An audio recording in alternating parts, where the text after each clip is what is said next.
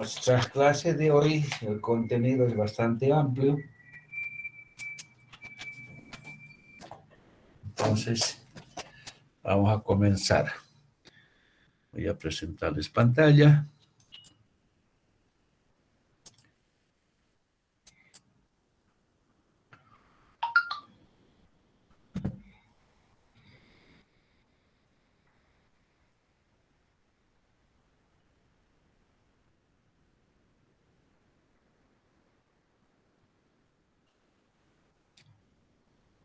A ver, ¿dónde está? Aquí está. ¿Están viendo pantalla, muchachos? Sí, doctor, se ve. Bueno, entonces vamos a referirnos a este capítulo de cartílago y hueso, que ya son considerados como tejidos conjuntivos especializados. Entonces vamos a observar o vamos a describir este capítulo. Haremos una diferenciación con lo que son los tejidos conjuntivos comunes. Al igual también que el tejido conjuntivo, vamos a ver sus componentes y dónde se localizan, y brevemente indicaremos cuáles son sus funciones de estos tejidos, ¿no es cierto? Bien, entonces, el cartílago, dice, posee una matriz firme y flexible que resiste a las fuerzas mecánicas. En cambio, la matriz ósea es duro. No es el más duro, porque el más duro es el diente. También soporta fuerzas, ¿sí? Entonces, estamos describiendo matriz, que al igual que el tejido conjuntivo, es la sustancia que se encuentra entre las células. Ahora bien, también presenta células, y estas células son las que se encargan de producir la matriz cartilaginosa o la matriz ósea. Una vez que hayan producido, estas quedan atrapadas dentro de esa matriz. ¿Ya? Y en general, los dos tejidos participan en el apoyo del cuerpo, ¿ya? Porque juntos forman el sistema esquelético. ¿Cuáles son sus características? Veamos ahora del cartílago. ¿Sí? Tienen abundante sustancia intercelular, como vamos a ver al describir. Sus células están separadas unas de otras. El tejido que los separa es la matriz. Por tanto, la matriz es semisólida, firme y flexible. Tiene ausencia de vasos sanguíneos, ausencia de nervios y ausencia de vasos linfáticos. Por tanto, los tejidos cartilaginosos no tienen irrigación propia. ¿Ya? Su nutrición lo van a hacer de vasos vecinos por difusión. Las funciones en general de los diferentes tipos de cartílago es el de sostén y protección. ¿Sí? Absorben choques, sirven como una especie de amortiguación, principalmente en las superficies articulares, y van a permitir entonces los movimientos articulares sin fricción. Ahora, tomando en cuenta los diferentes componentes que tienen el cartílago, el tejido cartilaginoso, estas se diferencian en el cartílago hialino, cartílago elástico y fibrocartílago. Son tres tipos de cartílagos que los describiremos a continuación. Entonces, vayamos a decir ahora que los componentes del cartílago son las células y la sustancia intercelular o la matriz cartilaginosa. Las células son básicamente tres. Las células condrógenas son las que van a dar origen a los condroblastos y estas a los condrocitos. Estas células condrógenas se encuentran acá en la hoja interna del pericondrio. En cambio, la matriz extracelular o el componente que está entre las células está conformada por fibras y la sustancia amorfa, que son principalmente los glucosaminoglucanos, glucoproteínas y proteoglucanos. O sea, los mismos elementos que hemos mencionado al hablar de tejido conjuntivo. ¿Qué es el pericondrio? Es el recubrimiento externo del cartílago. Los cartílagos se presentan en forma de placas y estas placas tienen un revestimiento externo que rodean al interior la matriz cartilaginosa, que es esto de acá. Entonces, esta capa externa tiene una capa externa fibrosa conformada por fibras colágenas hasta donde llegan los vasos sanguíneos, ¿sí? Aquí llegan los vasos sanguíneos y de acá para adentro los nutrientes ingresan por difusión. Entonces, esa es la manera de nutrirse de las células del tejido cartilaginoso. En cambio, la capa interna es más celular. Encontramos acá las células condrógenas, que son los que van a dar lugar a la formación de los condroblastos, y estas son los que producen entonces la matriz cartilaginosa.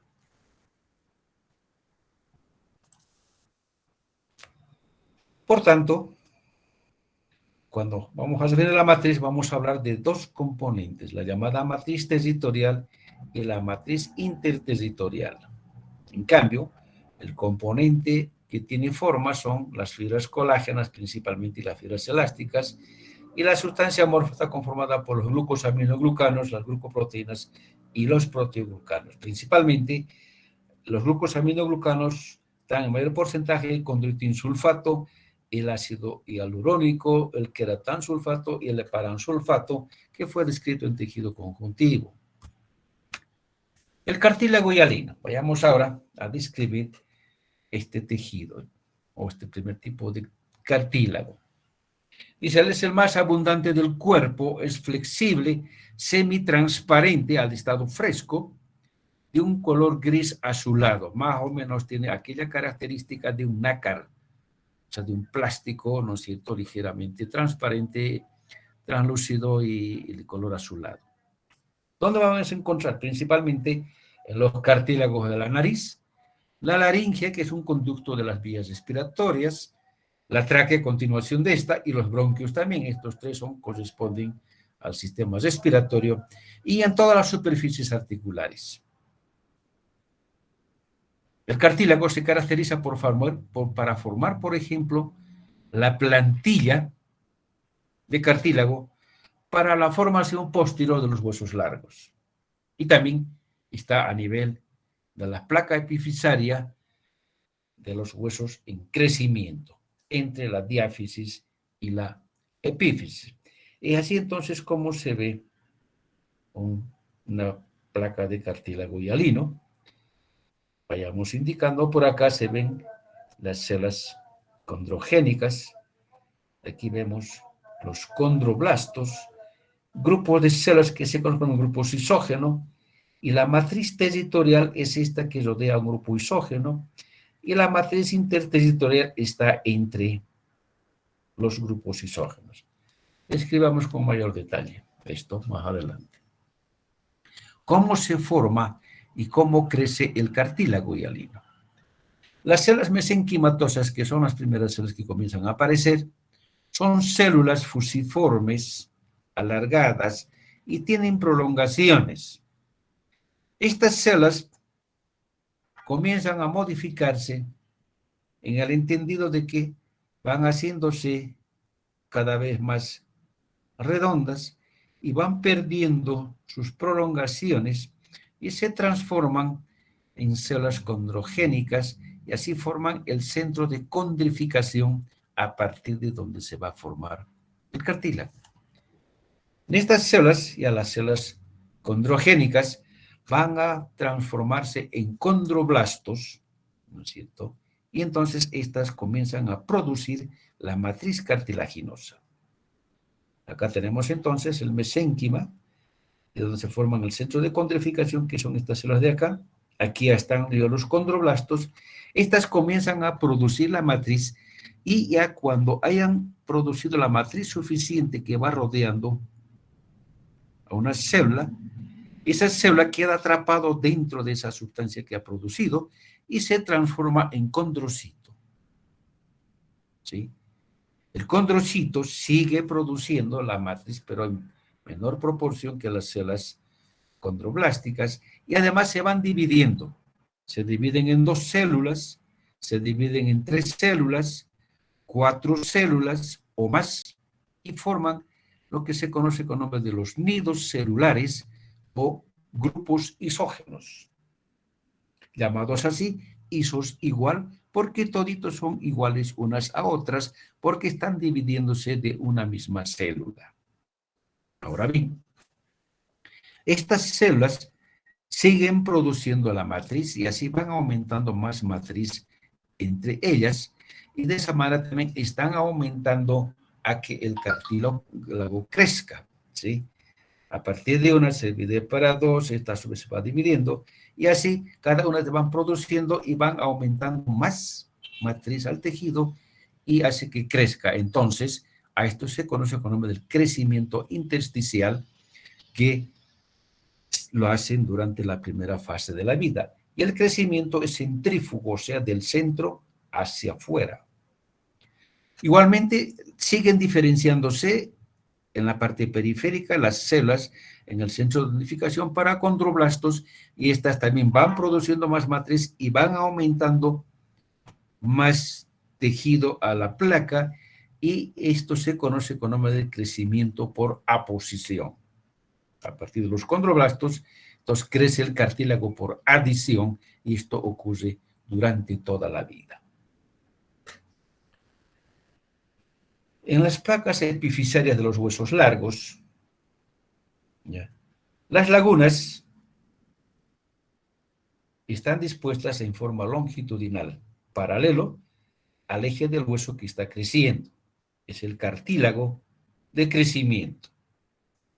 En cambio, en el resto del cuerpo, el cartílago crece por aposición, o sea, simplemente de la periferia hacia adentro. Y esto ocurre durante toda la vida. Entonces, vayamos ahora a describir en detalle cada una de estas células, las células condrogénicas, los condroblastos y los condrocitos. Las células condrogénicas, dice, tienen la forma de un huso, o sea, son células alargadas, como vemos acá en este cuadro, está indicado por la flecha, y las otras células que están a su lado. Derivan de las células mesenquimatosas y se localizan en la hoja interna del pericondrio. Tienen núcleo ovoide, pueden presentar 1 o 2 nucleolos, el citoplasma es escaso, lo propio ocurre con el aparato de Golgi y el retículo endoplasmático dugoso. Estas van a diferenciarse para condroblastos, o algunas pueden diferenciarse para células osteoprogenitoras, o sea, células que van a diferenciarse en células óseas. Los condroblastos que se diferencian de estas, ¿no es cierto? Aquí dice entonces, derivan de las células mesenquimatosas y las células condrogénicas. Son células basófilas, son estas de acá. Presentan organelas necesarias para la síntesis de proteínas. Estas son las que producen la matriz cartilaginosa. Por tanto, tiene abundante retículo endoplasmático rugoso, igual al aparato de Golgi bastante desarrollada. Hay múltiples mitocondrias para proveer energía necesaria para estas actividades, y hay vesículos secretores. Los condroblastos dan a los condrocitos. Estos son condroblastos rodeados de matriz cartilaginosa. Estas células, los condrocitos que ya mencionamos, que forman los grupos isógenos, los que están hacia la periferia, próximos al pericondrio, son ovalados. En cambio, las que están hacia el centro son más redondos. Pueden tener un diámetro de 10 a 30 micrómetros. Presentan núcleos grandes y tienen todas las organelas para síntesis de proteína porque siguen produciendo, ¿no es cierto? Por tanto, entonces, Los llamados condrocitos jóvenes son secretorios activos. En cambio, hay otros que dejan esta actividad y se vuelven inactivos y se llaman condrocitos viejos. Pero estas pueden, en cualquier momento, por estímulo adecuado, pueden reanudar nuevamente la síntesis de secreción o producir proteína. La matriz del cartílago, o sea, el componente que se encuentra entre las células, es de un color gris azulado. Al estado fresco también. Esta es una tinción que está coloreada, pero igual se ve acá de ese color mencionado, ¿no es cierto? Dice cristal opaco transparente y contiene colágena en un 40% de su peso en seco. La colágena es de tipo 2 y hay otras colágenas en pequeña cantidad. Si vemos esta imagen, no se ve la fibra colágena. Debería de verse, como se ve en el tejido conjuntivo. Hay dos razones por qué no se ven. Una es que estas fibras son muy finitas, entonces escapan a la resolución del microscopio.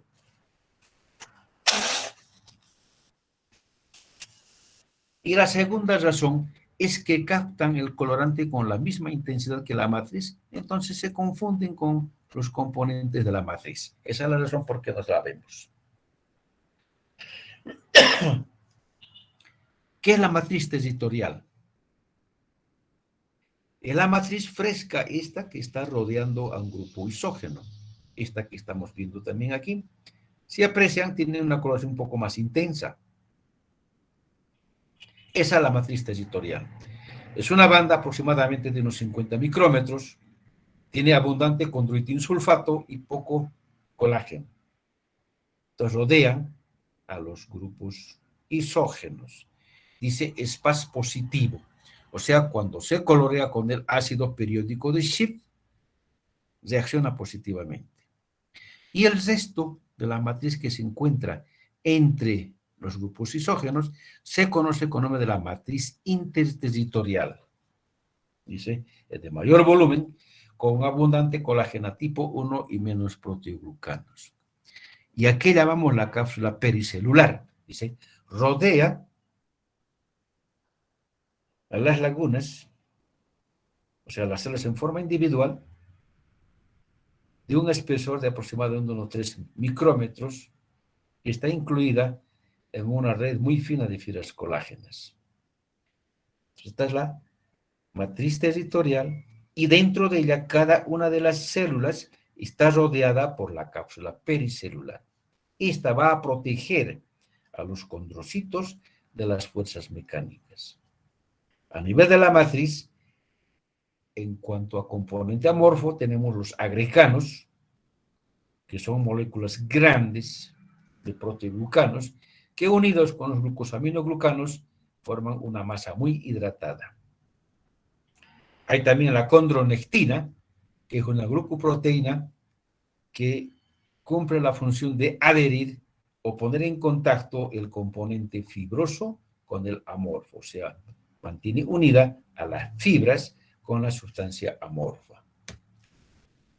Y así que entonces, ¿cómo se va una placa cartilaginosa? Aquí está, vemos el pericondrio, las células condrogénicas, los condroblastos secretores, estas se transforman en condrocitos, van formando grupos isógenos, matriz territorial, matriz interterritorial y su cápsula rodeando a cada una de las placas cartilaginosas. ¿Cuál es la función del cartílago? Dice, resistencia a las fuerzas de compresión y tracción.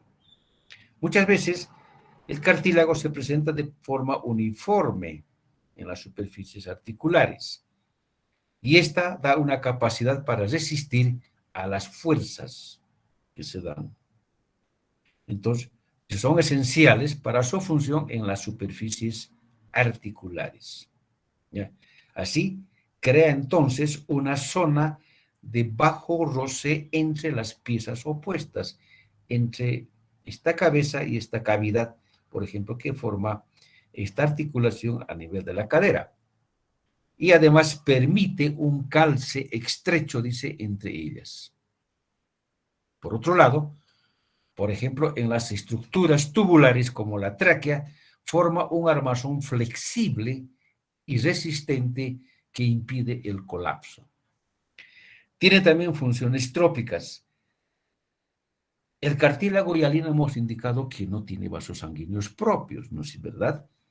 La irrigación llega hasta la capa del pericondrio. Entonces, a partir de ahí, los nutrientes y oxígeno se difunden hacia el interior y la matriz, que es muy acuosa, entonces permite esa difusión. Por tanto, hay un recambio constante, por ejemplo, de proteoglucanos que va cambiando con la edad. También hay acción sobre el cartílago de las hormonas y las vitaminas, ¿ya?, que van a influir en su crecimiento y función del cartílago. También el cartílago forma el esqueleto embrionario, o sea, va a formar o se va a formar el hueso partiendo de un cartílago en la zona en que se desarrolla el hueso. De esta manera, entonces, conforma el primer esqueleto embrionario en el feto en base a cartílago hialino. Entonces, va a formar un modelo de cartílago hialino en la región que se desarrollará un futuro hueso. Durante un periodo, por ejemplo, el hueso crece de manera posicional a partir de esa placa cartilaginosa. ¿Cuáles son los efectos de las hormonas y vitaminas sobre el cartílago? Las hormonas tiroxina que se producen en él, la tiroides, la testosterona que se produce en los testículos y la somatotrofina en la hipófisis estimulan el crecimiento del cartílago y la formación de la matriz. La cortisona, hidrocortisona y el estradiol que se producen en las suprarrenales inhibe el crecimiento del cartílago y la formación de la matriz. O sea, estas actuarían de forma antagónica. Las vitaminas.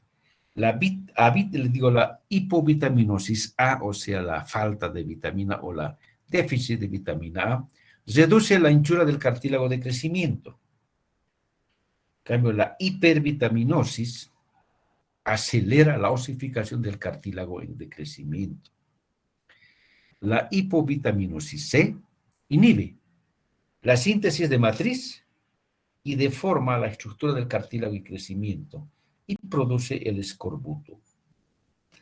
La ausencia de vitamina D, que va a producir una deficiencia de absorción de calcio a nivel de la mucosa intestinal, va a hacer que la proliferación de condrocitos es normal, pero la matriz no se va a calcificar adecuadamente.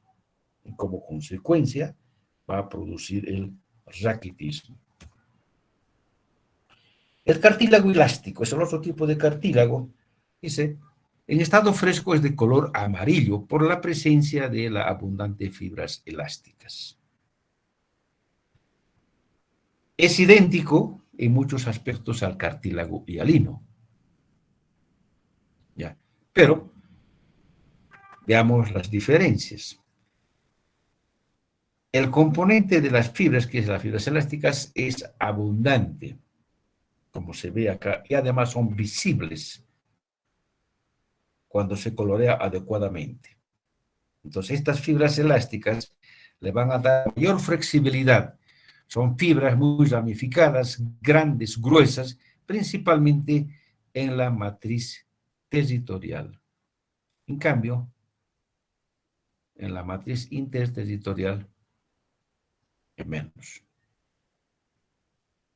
Y entre estas fibras hay algo de fibra colágena tipo 2. En esta imagen se ve claramente las fibras elásticas porque está coloreada con tinción específica para fibra elástica, que es la orseína. Las células, que son los condrocitos, también son abundantes. Como vemos acá, son grandes, se disponen también formando grupos isógenos, pero tienen un aspecto ligeramente lineal, como vemos acá, ¿no es cierto?, en el sentido de la elasticidad de la placa cartilaginosa. O sea, las fibras están también dispuestas en ese sentido y las células también lo hacen igualmente. La capa externa, por ejemplo, del pericondrio, o la capa externa, que es el pericondrio, tiene también fibras elásticas. Donde encontramos en el pabellón auricular, en la oreja, en el conducto auditivo externo, interno, en la trompa de Eustaquio, la epiglotis y algunos cartílagos de la laringe. La epiglotis también es cartílago de la laringe. Y es así entonces como se ve ahora esta que estamos describiendo, ¿no es cierto? Ahí vemos las fibras elásticas y las células constituyendo los grupos isógenos ya mencionados. Y el otro cartílago es el fibrocartílago, o llamada también cartílago fibroso. Este cartílago se la considera como un tejido de transición entre el tejido cartilaginoso hialino y el tejido conjuntivo denso regular. Por lo siguiente, es un cartílago que no tiene pericondrio, una característica. Tiene poca cantidad de matriz cartilaginosa y hay abundantes haces de fibras de colágeno tipo 1. Estas fibras de colágeno, fíjense acá, se van disponiendo de manera paralela como lo hemos descrito en el tejido conjuntivo denso regular. Y en los espacios que deja las fibras, se disponen los condrocitos, como se ven acá, formando grupos isógenos, pero están alineados en hileras alternadas con fibras colágenas. ¿Sí? Estos condrocitos se han formado a partir de fibroblastos, que han elaborado los proteoglucanos y así quedan encerrados en esa matriz pequeña de cartílago que se ha formado.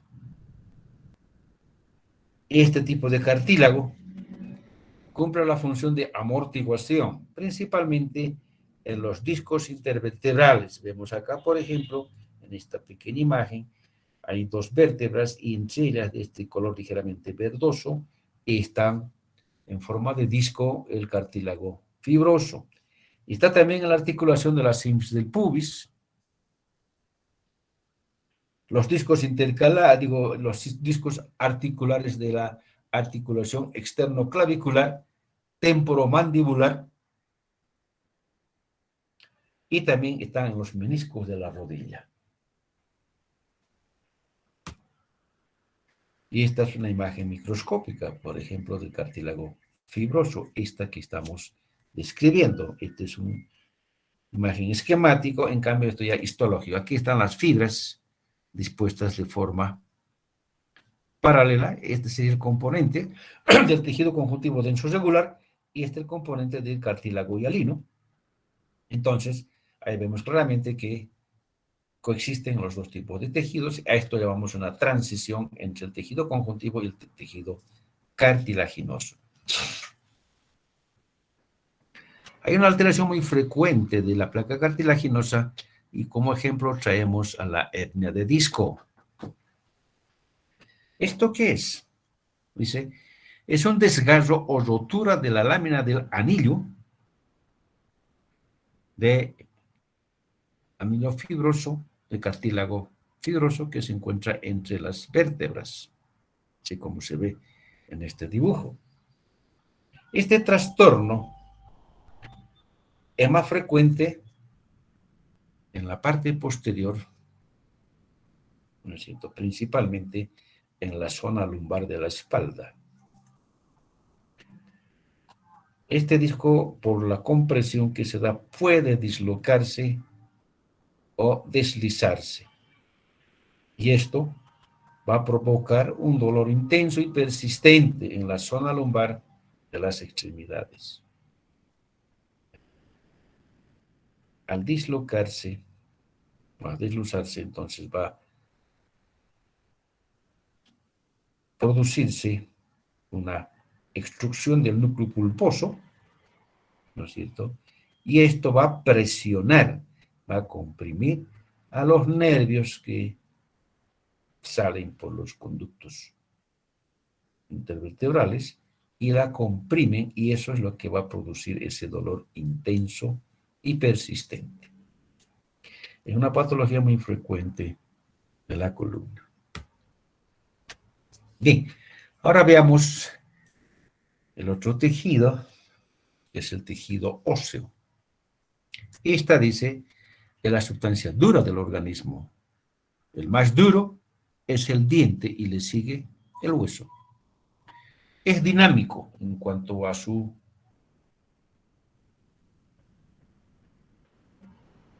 conformación, porque cambia constantemente de forma por las fuerzas que eso va soportando, que son las presiones que van a dar lugar a la reabsorción ósea, la destrucción del hueso, y las tensiones que se aplican sobre él van a producir la formación de un nuevo hueso. Un hueso, vamos a colocar como ejemplo para describir un hueso largo, aquí vemos en esta imagen un corte de esta, presenta revestimiento en la parte externa y en la parte interna, que son el periósteo y el endósteo. El periósteo reviste la parte externa de un hueso largo, ¿sí? Entonces cubre la superficie externa, excepto en las superficies articulares, en las epífisis. Esta está compuesta por una capa externa fibrosa, conformado por tejido conjuntivo, y una capa interna de células osteoprogenitoras y osteoblastos. También a este nivel se encuentran las fibras de Sharpe, que son fibras colágenas gruesas. Acá tenemos esta remangada, esta parte del periósteo, ¿no es cierto?, en este dibujo, y vean estas fibras que están penetrando en el hueso. Esas son las fibras de Sharpe, penetran en profundidad del hueso y al calcificarse el hueso, estas se adhieren, se afirman firmemente al hueso. En cambio, el endósteo es el revestimiento interno. En este caso vamos a indicar el canal medular. Esta es la médula, perdón. Aquí está la médula y esta es la parte interna. Ese es el endósteo. Igualmente también acá encontramos abundantes células osteoprogenitoras y osteoblastos que van a cubrir esta zona de acá. ¿Cuáles son las características del hueso? Son células muy separadas unas de otras, pero comunicadas entre sí. Por tanto, hay abundante sustancia intercelular que está entre las células, a lo que se conoce como de la matriz ósea, que es bastante rígida, es dura, porque ya tiene un otro componente, a diferencia del cartílago, que es la sustancia inorgánica. Y también, diferenciando con el cartílago, el hueso tiene vasos propios, nervios propios y linfáticos. Se tienen los tres componentes: vasos sanguíneos, nervios y vasos linfáticos.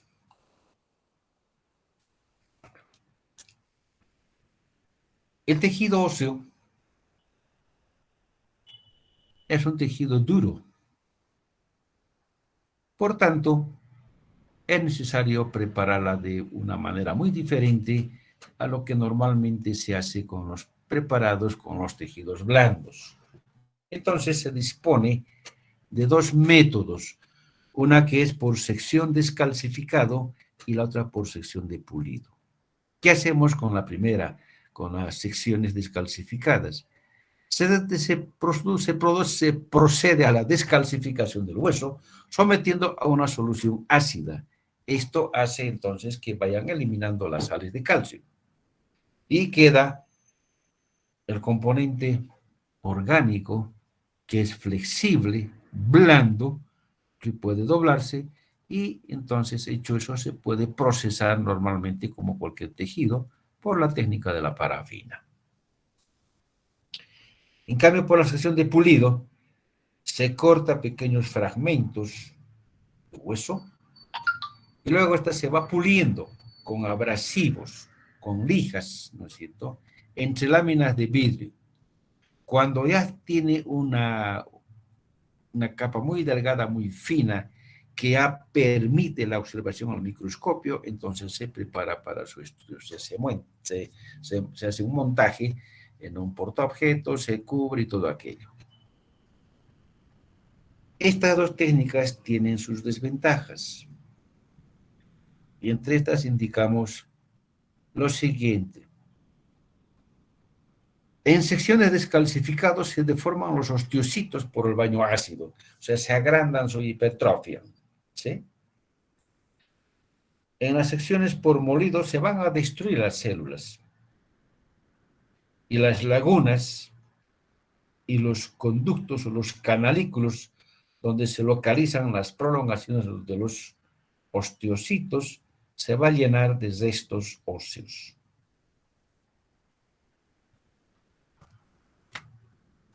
¿Cuáles son los componentes?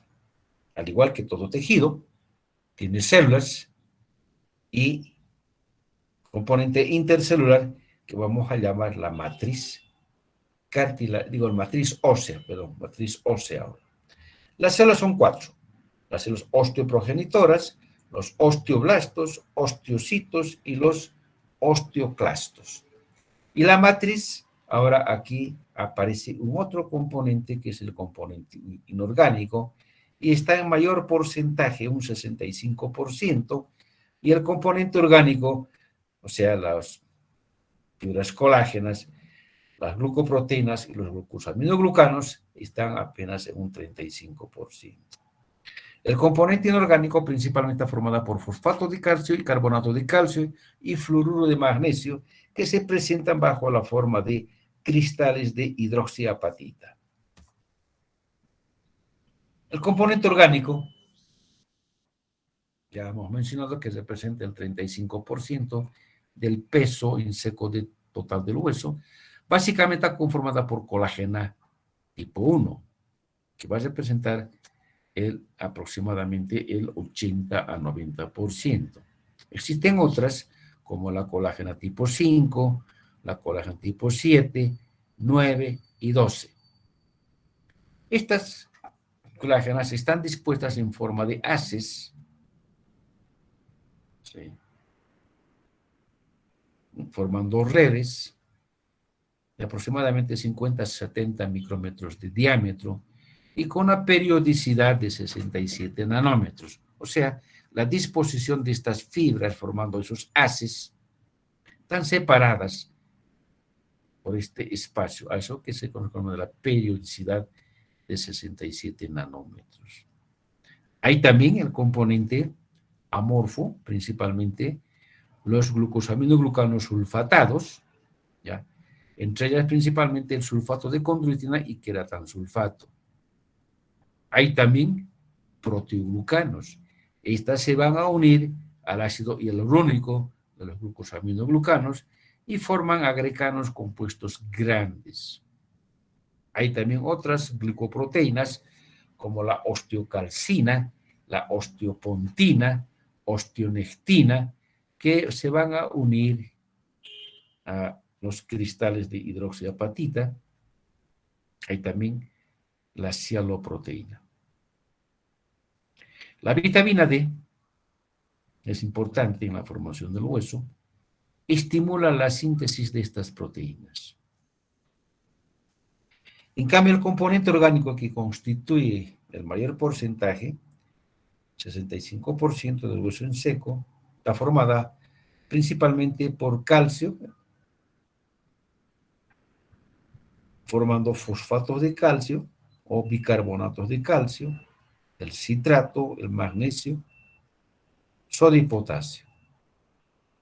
Principalmente el carbonato y fosfato de calcio forman los cristales de hidroxiapatita que se disponen entre las fibras colágenas.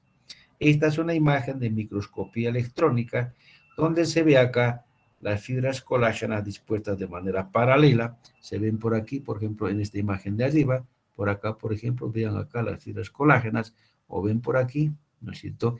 Y entre ellas entonces se depositan aquí los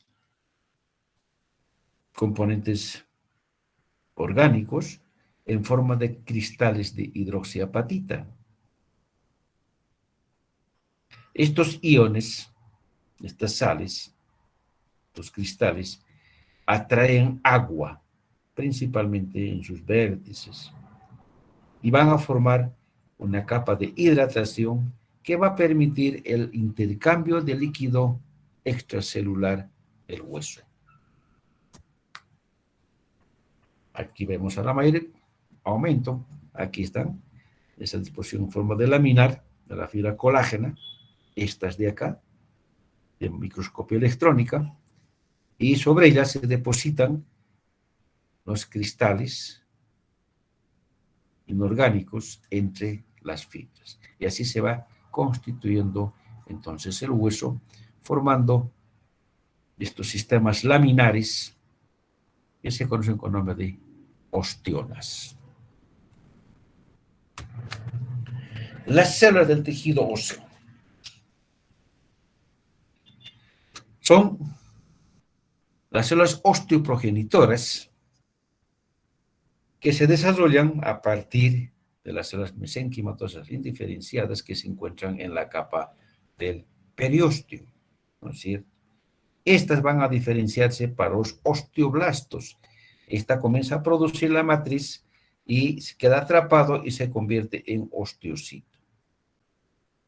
Muchas de las células osteoblásticas, una vez que han producido, si son superficiales, la matriz, dejan de funcionar y se quedan en la parte externa y se convierten en células de cubrimiento óseo que simplemente, como su nombre lo dice, hacen el recubrimiento. Estas cuatro tienen origen de la célula mesenquimatosa.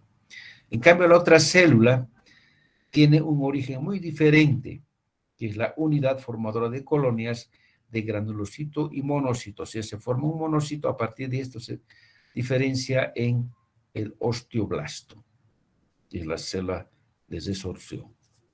Entonces, estas 5 son las células del tejido óseo y las vamos describiendo. Las osteoprogenitoras se localizan en la capa interna del periósteo, ya hablamos bastante de esto, ¿no es cierto? Y esta deriva del mesénquima embrionario. Por mitosis, entonces se van dando lugar a los osteoblastos y las células, muchas otras pueden trabajar en células condrogénicas. Estas son alargadas, tienen la forma de huso, núcleo ovalado, pálido, retículo escoso, igual el Golgi, pequeña cantidad, y abundantes lisosomas libres. Estas células son muy activas durante el crecimiento óseo intenso para dar más y más osteoblastos.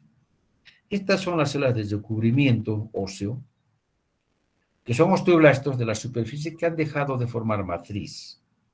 Entonces son células en forma de estado inactivo, no se dividen, simplemente están como un revestimiento, pero dice, pueden reactivarse hacia la forma secretora por un estímulo adecuado. Los osteoblastos, estas derivan de las células osteoprogenitoras y se desarrollan bajo la influencia de la proteína morfogenética 6 y el factor de crecimiento transformador beta.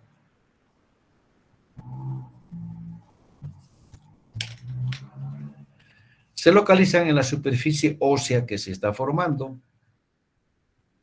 dispuesta en forma de una capa de forma de células cuboideas o cilíndricas, como se ve acá en esta imagen.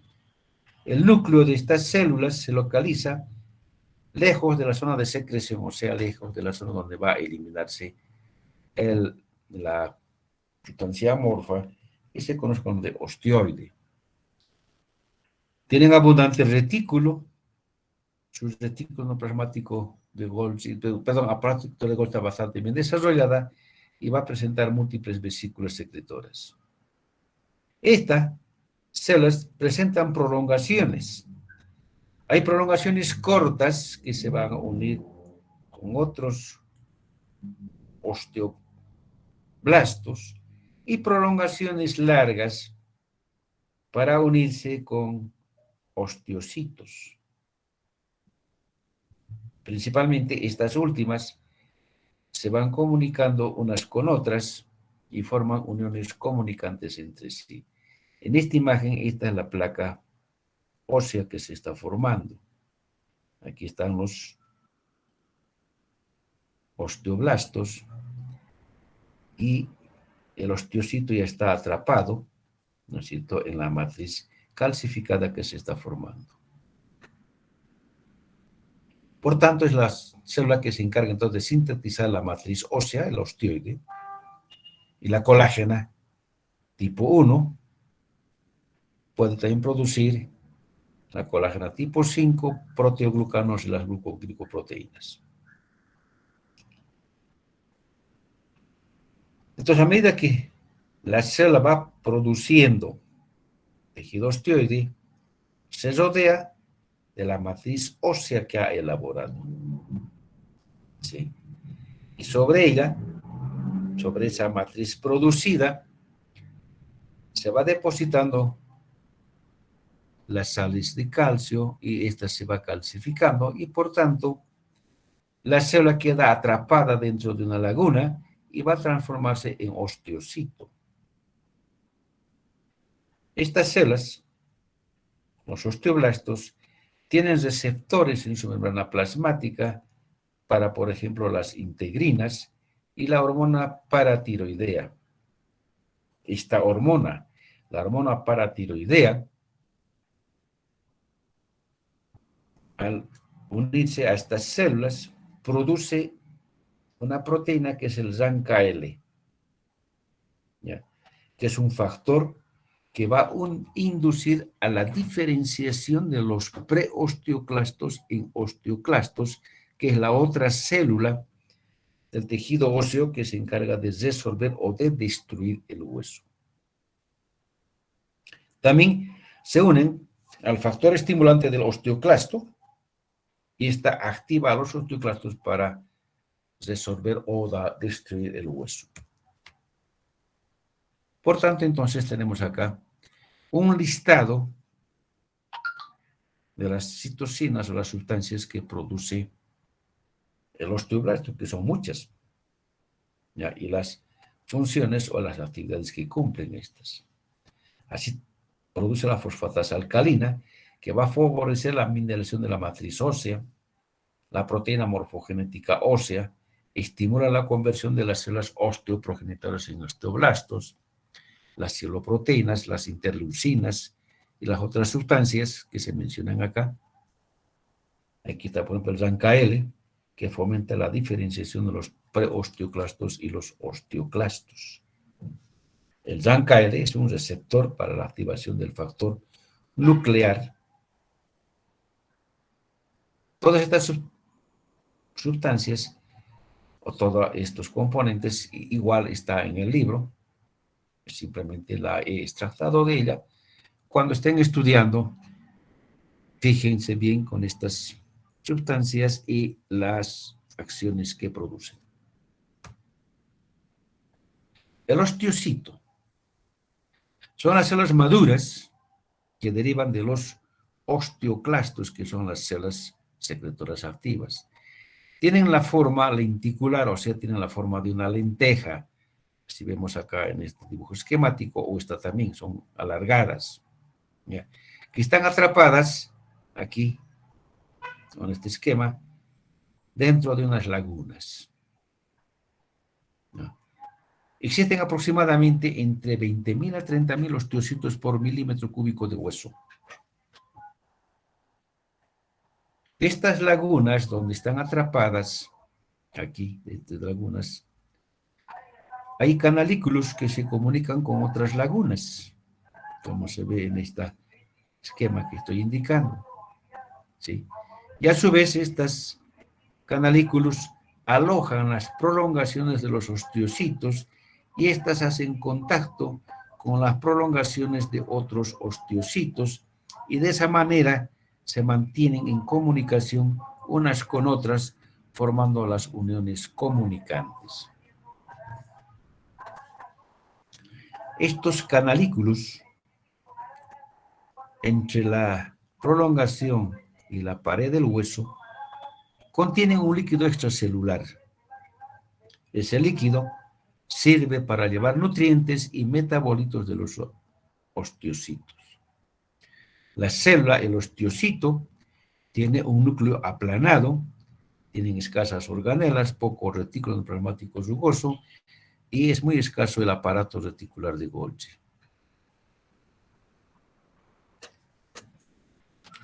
El espacio periosteocítico, esto que acabo de mencionar, que está entre la membrana plasmática, el osteocito, y las paredes de las lagunas y de los canalículos, tiene líquido extracelular, ya mencionado acá. Y sumando todos los líquidos que están presentes en todas estas estructuras, pueden reunir aproximadamente 1.3 litros de líquido extracelular.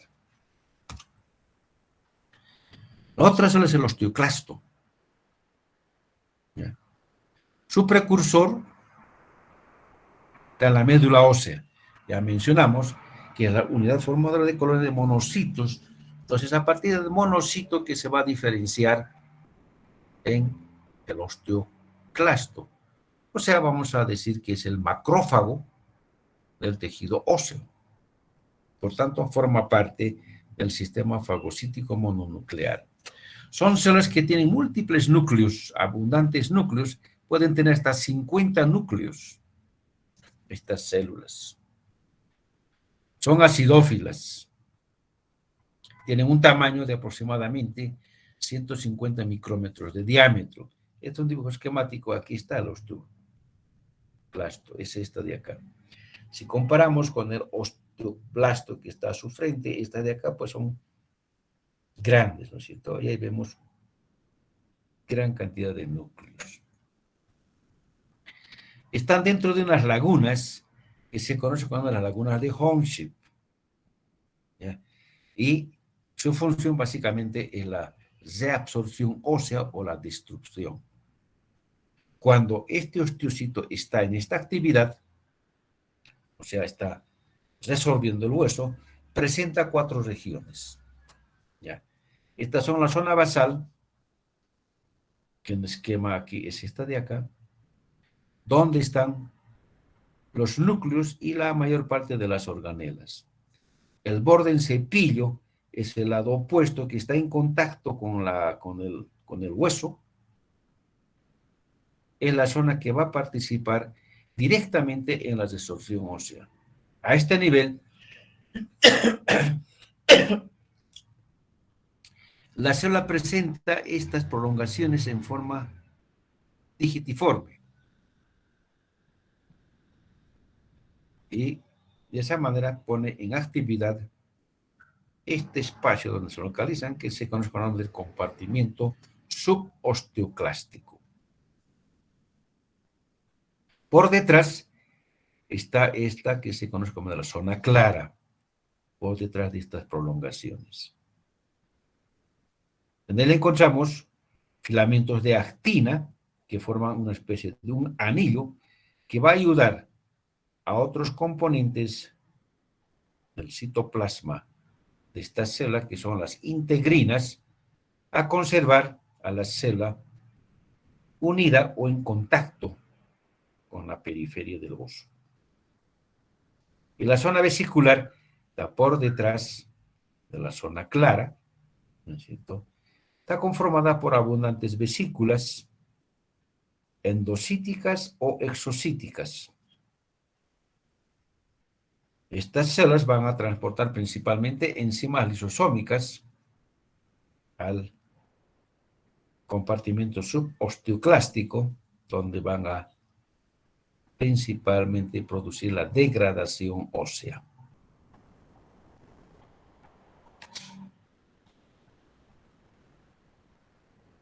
hay moléculas de señalamiento que activan a los osteoclastos.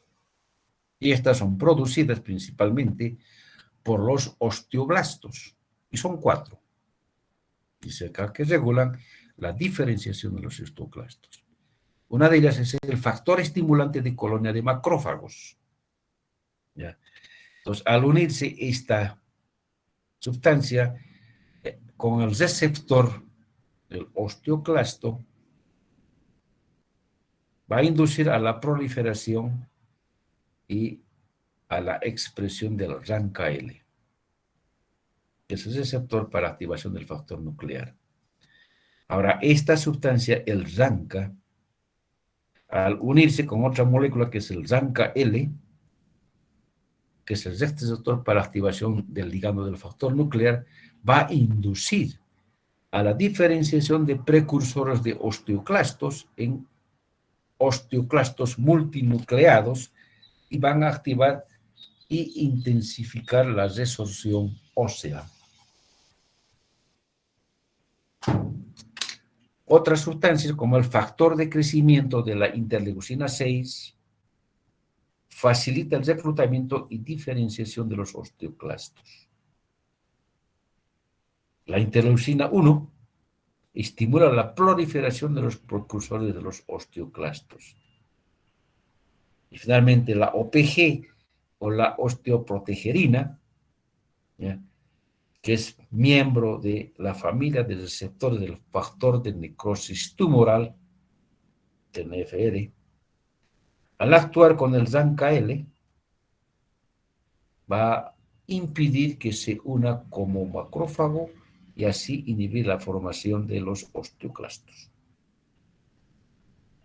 Por tanto, estas 3 sustancias, el RANKA, el RANKL y la osteoprotegerina, regulan el metabolismo óseo y la actividad de los osteoclastos.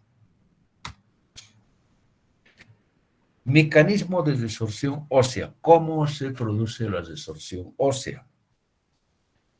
Al interior del osteoclasto, la enzima anidrasa carbónica cataliza la formación del ácido carbónico a partir del anhídrido carbónico y agua. Ahora, este ácido carbónico formado se disocia en iones hidrogenio y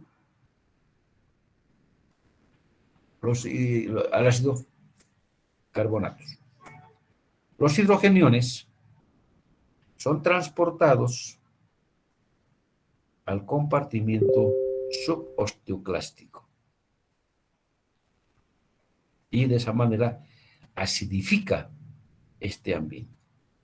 Por su parte, el agua procedente de la célula entra también en el compartimiento subosteoclástico y así se forma entonces un compartimiento subosteoclástico ácido. El componente inorgánico de la matriz del cartílago del hueso entonces se disuelve en este ambiente ácido y se van liberando los minerales y van a pasar al citoplasma del osteoclasto y transportados hacia los capilares cercanos y así entonces se va agregando principalmente el calcio a la sangre circulante. Por otra parte, los osteoclastos también producen hidrolasas lisosómicas, como la colagenasa y la gelatinasa, que va a degradar todos los componentes orgánicos de la matriz ósea. No solo entonces va a producir una desmineralización, sino también que va a destruir principalmente la colágena. ¿Sí? Y esta colágena destruida va a ser fagocitado y degradado por la propia célula. La actividad de esta célula está bajo el control de 2 hormonas,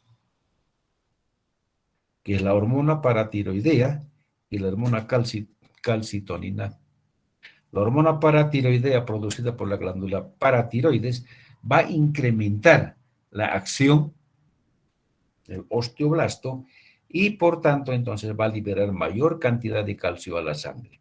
Se va a actuar directamente sobre estas prolongaciones, haciendo que estas se desarrollen más y por tanto vayan erosionando más el hueso. En cambio, la hormona calcitonina, que es producida por la hormona tiroides, actúa en forma contraria, inhibe la resorción ósea, o sea, también actúa sobre estas prolongaciones, haciendo que ellas disminuyan y al acortarse, pues no mueve mucho, no destruye hueso. Por tanto, inhibe entonces la resorción. Así, estas dos hormonas entonces actúan en forma antagónica, una aumentando, la otra disminuyendo la actividad del osteoclasto.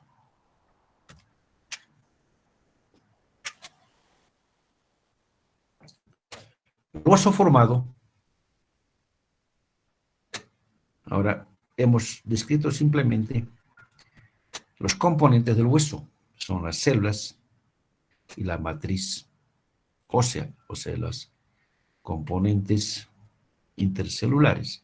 Estos dos componentes, ya en un hueso formado, constituyen el hueso esponjoso y el hueso compacto. El hueso compacto va a diferenciarse porque va microscópicamente va a permitirnos observar estas estructuras que se conocen como de sistemas haversianos. ¿Ya? Y esta es lo que va a dar esa característica de ser densa y compacta, principalmente en la superficie de los huesos cortos y en el cuerpo de los huesos largos. En cambio, el hueso esponjoso está formada por trabéculas óseas que se van ramificando y forman espículas, como vemos acá. No forman sistemas de Havers. Los sistemas de Havers son nada más que laminillas de colágeno dispuestas en forma concéntrica y que tienen atrapado entre ellas a los osteocitos. En cambio, en el tejido óseo no hay estos sistemas, pero hay laminillas óseas, como vemos acá, en forma lineal y ordenada, y también presentan atrapada entre ellas a los osteocitos. Los espacios que forman estas trabéculas óseas va a estar ocupada por médula ósea, como vemos acá. Aquí está de relleno la médula ósea con abundante riego sanguíneo. Los huesos se clasifican principalmente tomando en cuenta su forma. Y así tenemos, por ejemplo, los huesos largos, que tienen la longitud mayor que las otras dimensiones, o sea, que el ancho, ¿no es cierto? Estas principalmente están constituidas por un tallo que se conoce con el nombre de diáfisis y los extremos que se conocen con el nombre de las epífisis, como el fémur. Los huesos cortos son pequeños que tienen sus tres dimensiones casi iguales, como las que se encuentran, por ejemplo, a nivel del carpo o el tarso, carpo de la mano y el tarso del pie.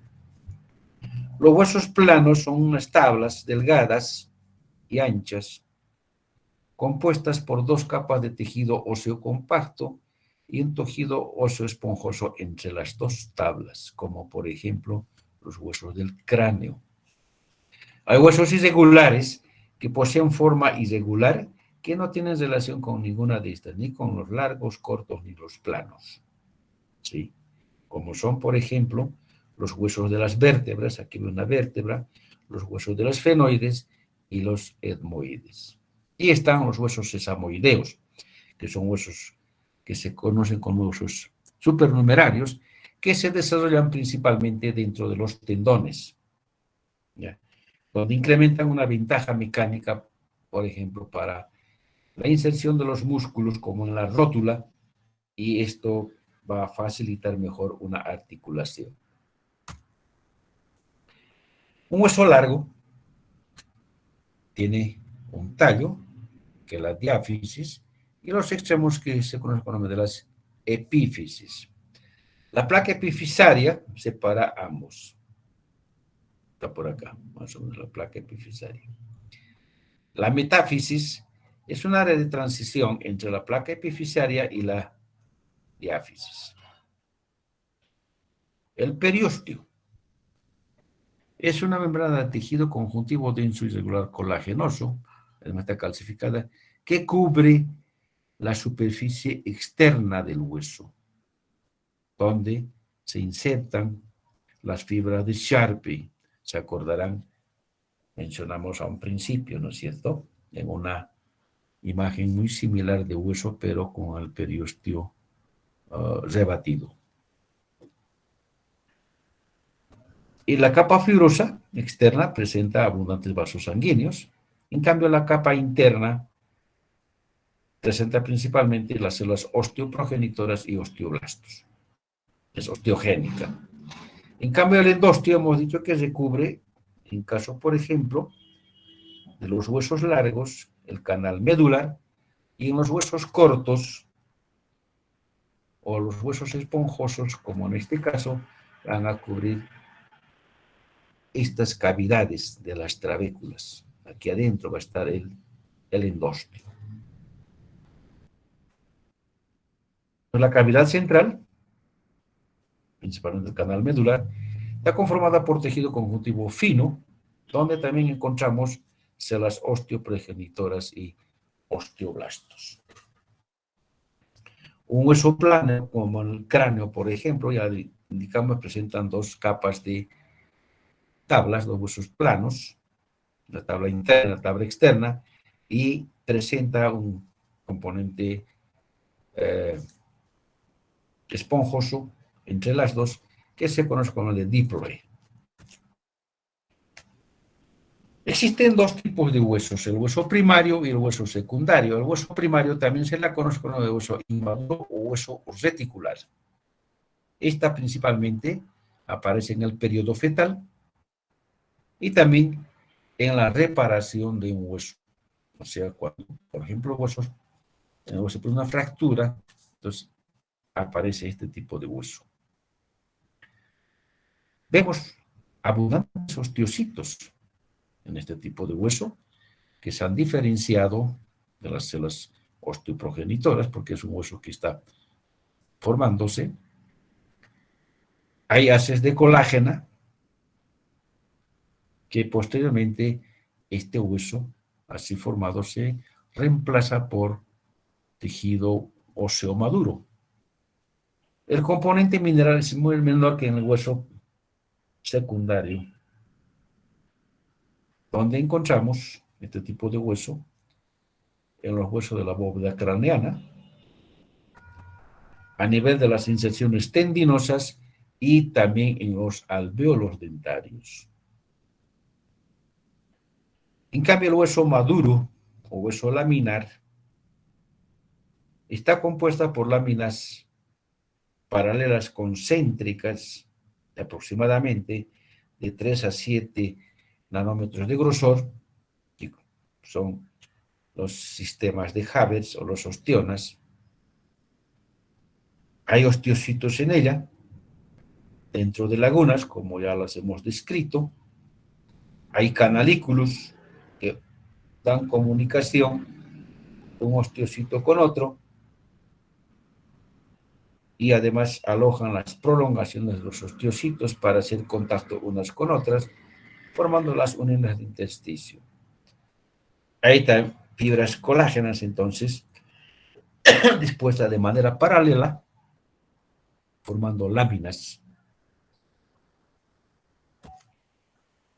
Y así, en un hueso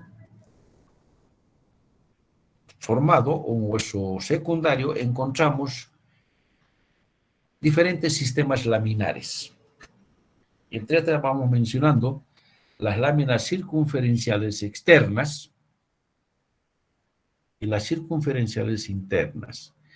Las circunferenciales externas son estas de acá, en este esquema.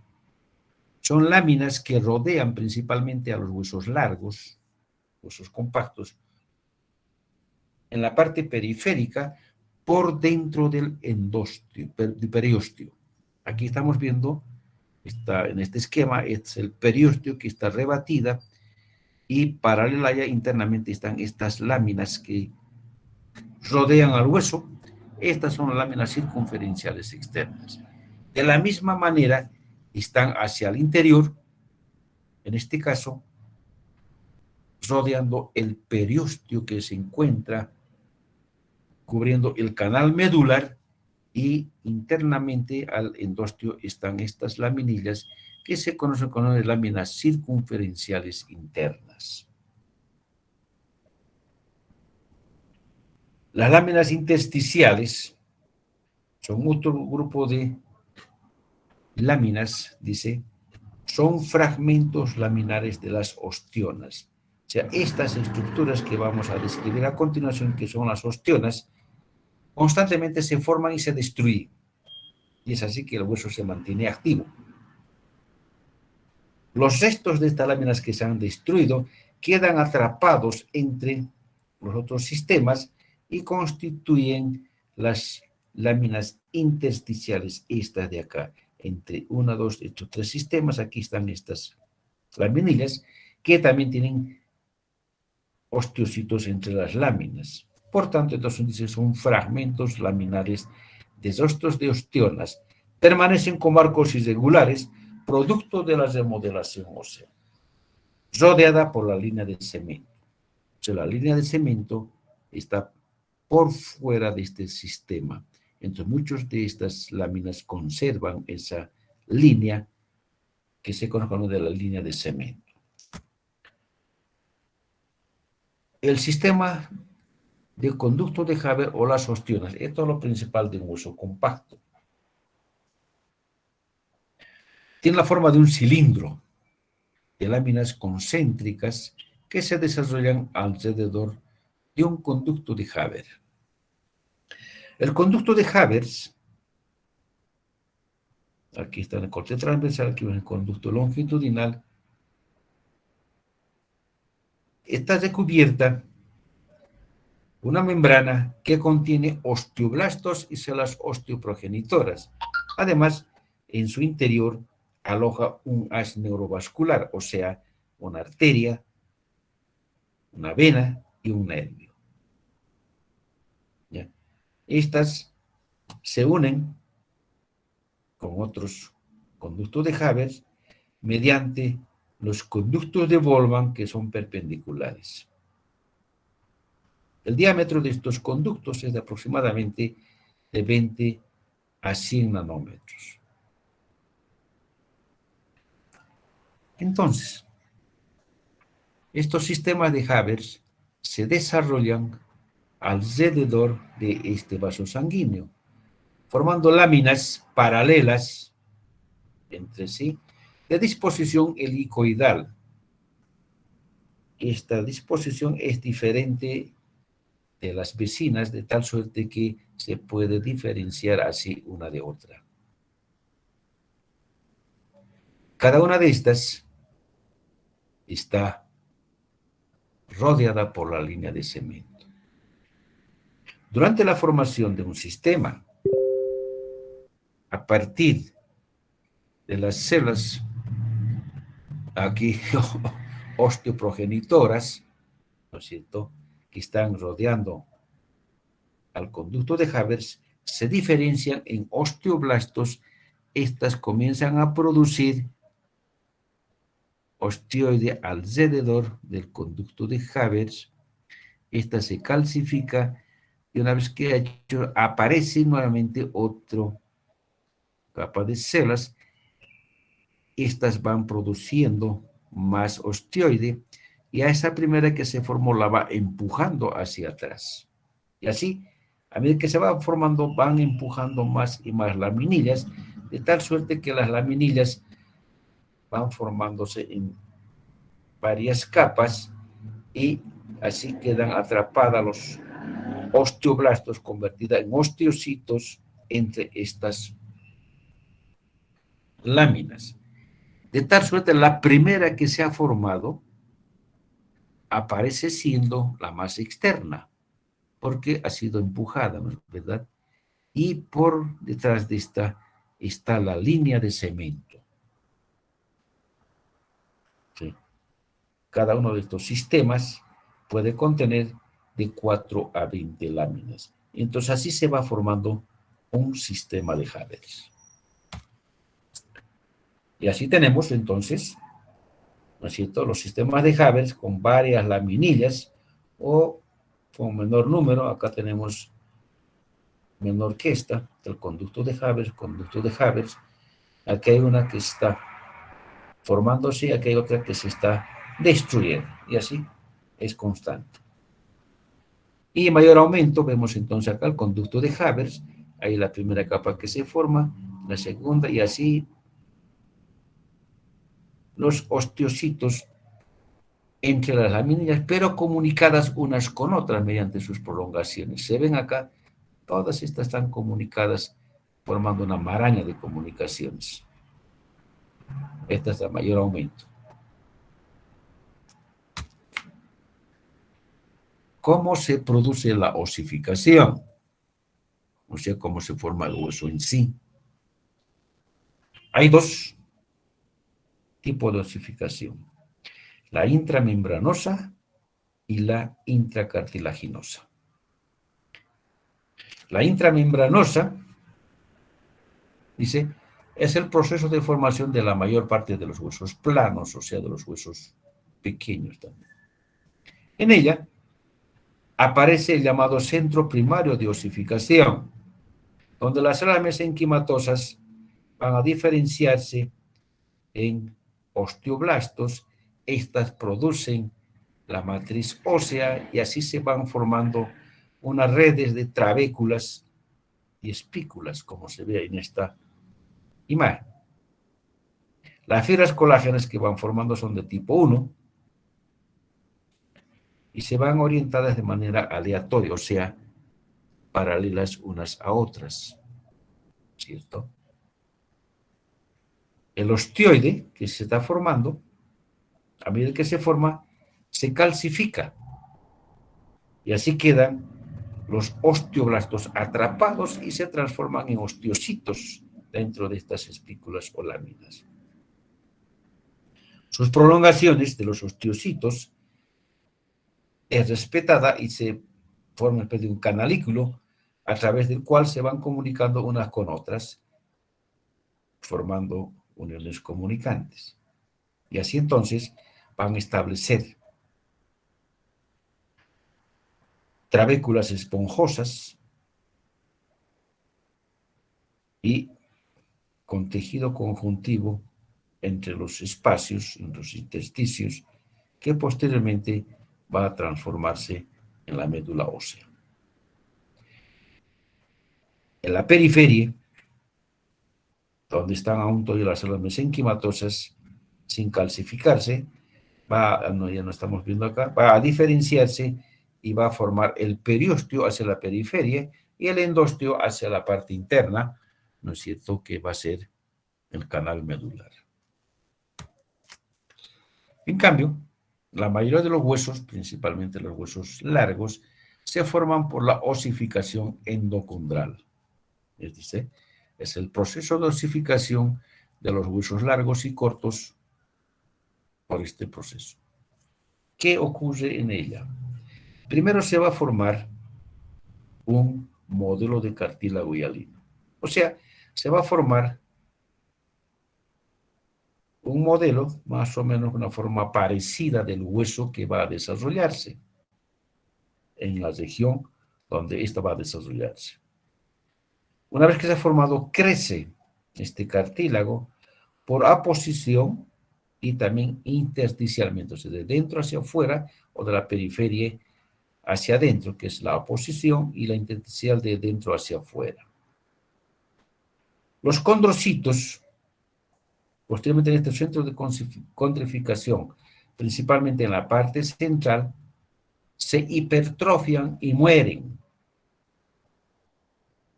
Y al morir, forman lagunas, y esas lagunas se calcifican, se depositan sales de calcio. Esa zona calcificada, ¿ya?, es propicio para la invasión de los vasos sanguíneos. Y así entonces aparece el segundo proceso, que es la vascularización del pericondrio en la parte media de la diáfisis. Cuando esto ocurre, cuando se ha calcificado y ha habido invasión de los vasos sanguíneos, las células condrógenas se transforman en células osteoprogenitoras y forman osteoblastos. Y el pericondrio que estaba rodeando al cartílago se transforma en periósteo. Y así entonces va a formar un collar óseo subperióstico por debajo del periósteo. Los osteoblastos que se han formado a este nivel van a secretar matriz ósea y van a formar un collar óseo mediante la formación intramembranosa de hueso, o sea, aquello que hemos mencionado como la formación de hueso primario.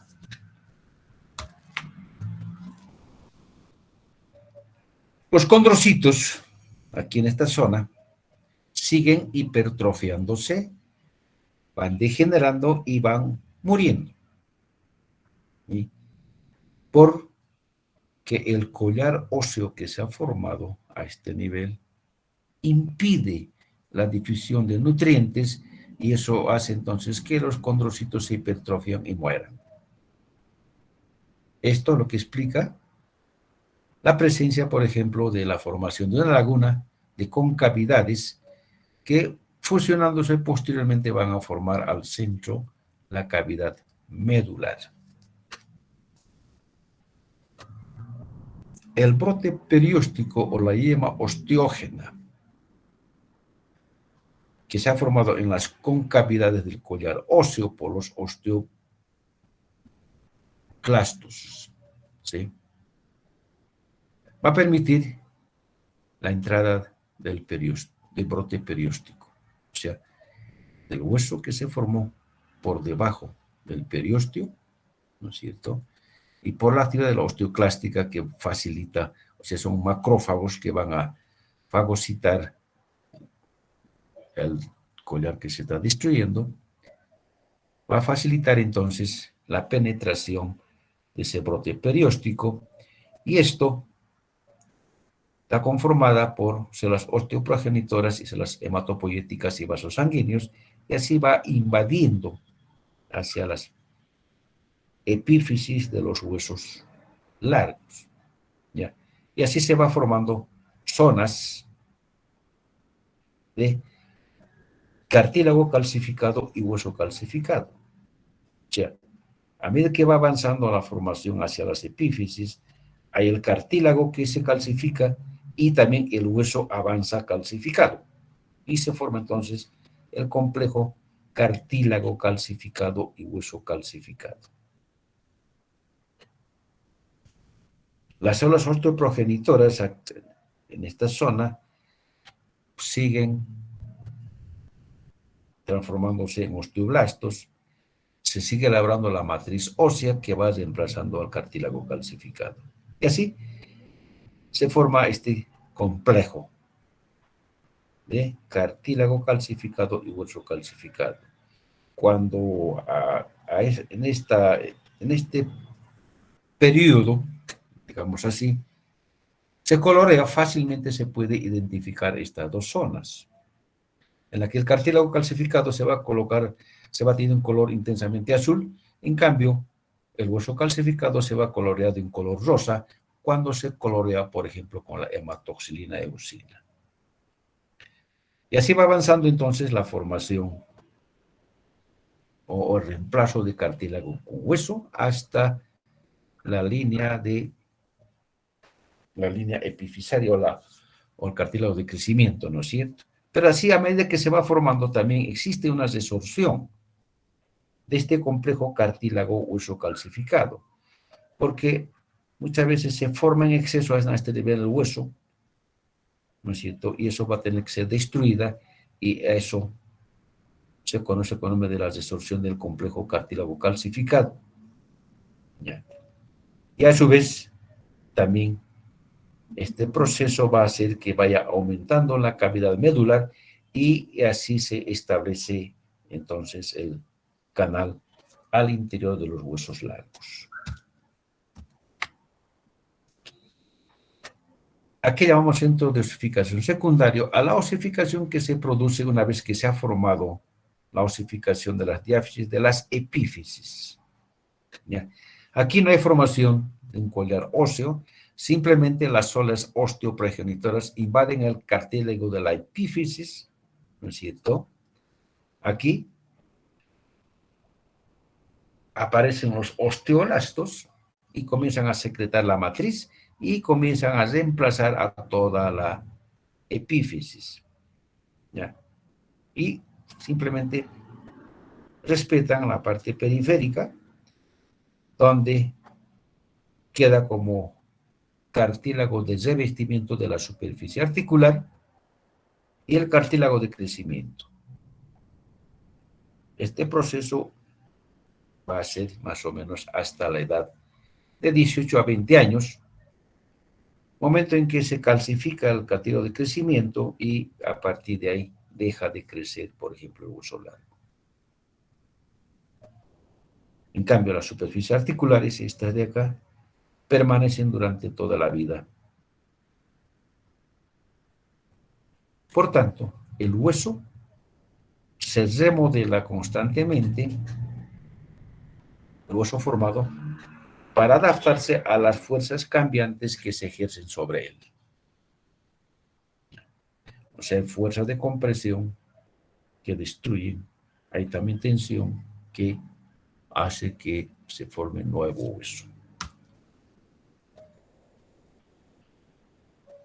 Una vez que se ha formado así el hueso, queda, ¿no es cierto?, esta placa o cartílago de crecimiento, a partir del cual el hueso va creciendo en longitud. ¿Y cómo es este proceso? Dice, crecimiento longitud del hueso. Es el alargamiento continuo del hueso y que depende del cartílago de crecimiento, aquello que hemos mencionado. La proliferación de condrocitos en el cartílago de crecimiento acá es parte de la formación endocondral del hueso. La proliferación ocurre en el lado de la epífisis y la sustitución de hueso en el lado diafisario. O sea, este sería el lado de la diáfisis donde se está formando el hueso y el lado opuesto va a ser, ¿no es cierto?, el de formación.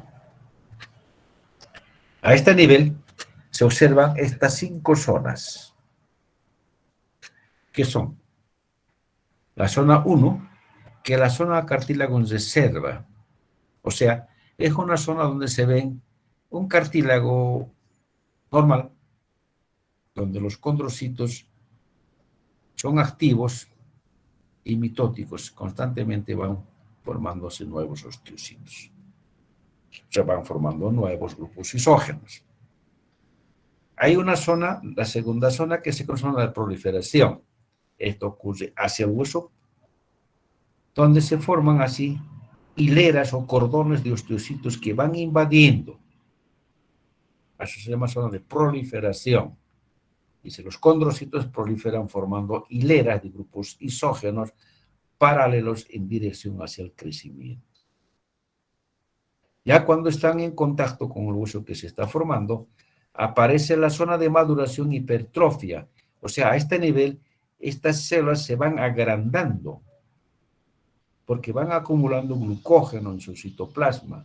A eso se llama hipertrofia. ¿Sí? El crecimiento es cada vez mayor y llega un momento en que estas células mueren, revientan, mueren y dejan espacios.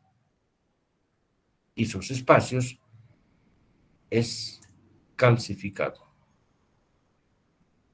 Entonces los condrocitos hipertrofiados mueren y los espacios que dejan se calcifica la matriz ósea. Esta calcificación es producida porque el calcio está llegando por los vasos sanguíneos que ya está acá en su límite, ¿no es cierto?, en los huesos, en el hueso formado. Y así aparece entonces esta zona que se conoce como de zona de osificación, donde constantemente las células osteoprogenitoras van transformándose en osteoblastos van formando matriz ósea, esta se va calcificando, ¿no es cierto?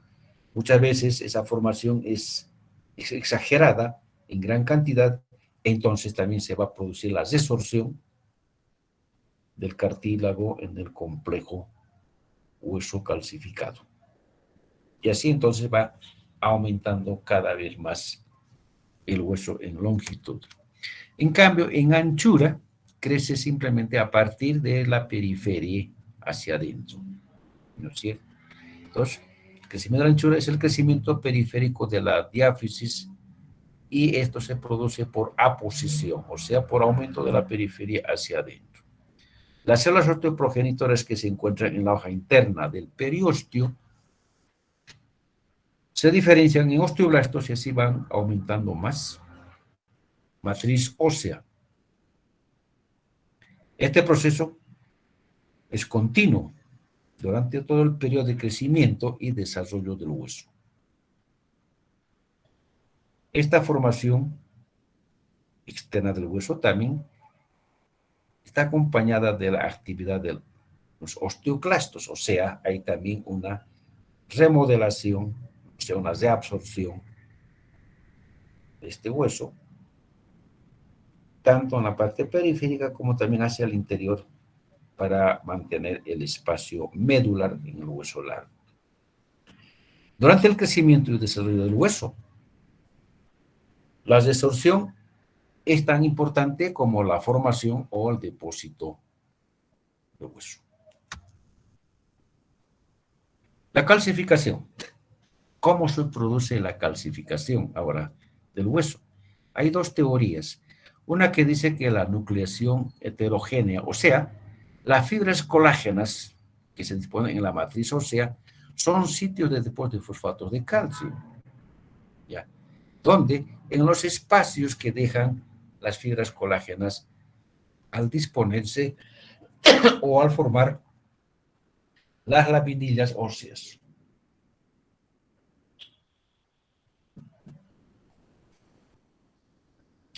Entonces, una vez que se depositan las sales de calcio, entonces es que se produce la calcificación en las regiones de discontinuidad del colágeno, o sea, en esos espacios. La otra teoría, dice, es la calcificación por formación de vesículas, y es la más aceptada. Dice, la teoría de calcificación más aceptada se basa en la presencia de vesículas de la matriz dentro del osteoide. Los osteoblastos liberan unas vesículas que están unidas con membranas, o sea, vesículas membranosas, con alta concentración de iones de calcio, de fósforo y otros. A su vez, las membranas de estas vesículas poseen bombas de calcio, ¿ya?, que atraen más iones de calcio desde la matriz ósea hacia las vesículas. Ahora, al haber mayor concentración de iones de calcio dentro de esas vesículas, da lugar a la formación de los cristales de osteoapatita. Estos cristales que se han formado dentro de esa vesícula perforan, pinchan las vesículas y liberan su contenido. Y estos cristales así liberados actúan entonces como nidos de cristalización. Alrededor de estos nidos que se han liberado, que se han formado, se produce la mineralización. O sea, estos centros,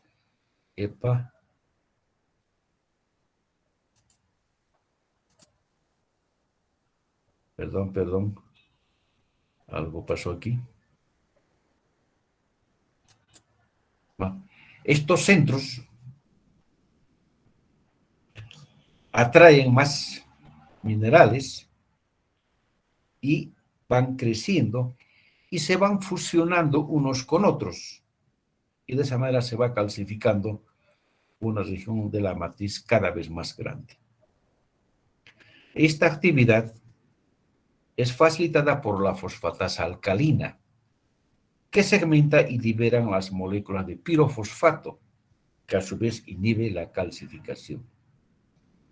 Entonces, por acción de la enzima de la pirofosfatasa, aumenta la concentración de iones de fósforo en el microambiente, allá donde se está produciendo la mineralización. Realmente hablemos de las funciones del hueso. Forman un armazón y sostén. Todos los huesos en las zonas donde se localizan y unidas por las articulaciones, entonces van a formar un armazón, ¿no es cierto?, y de sostén para el cuerpo.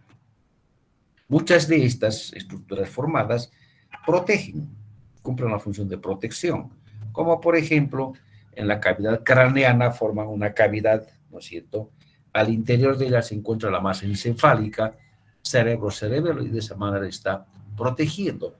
O también a nivel del tórax forma la parrilla costal, ¿no es cierto?, con las costillas, una cavidad donde se alojan el corazón y los pulmones. Tanto la masa encefálica como el corazón y los pulmones son órganos vitales, por tanto, entonces, están protegidas de esa manera. Cumplen también la función de apalancamiento muscular, o sea, a los huesos también se insertan muchos músculos, ¿no es cierto? Y estas, por la contracción, producen un movimiento facilitada por las articulaciones. Almacenan minerales, principalmente calcio, el hueso. También alberga la médula ósea, ya sea, por ejemplo, en los huesos largos a nivel de su canal medular o en los huesos cortos a nivel de sus trabéculas.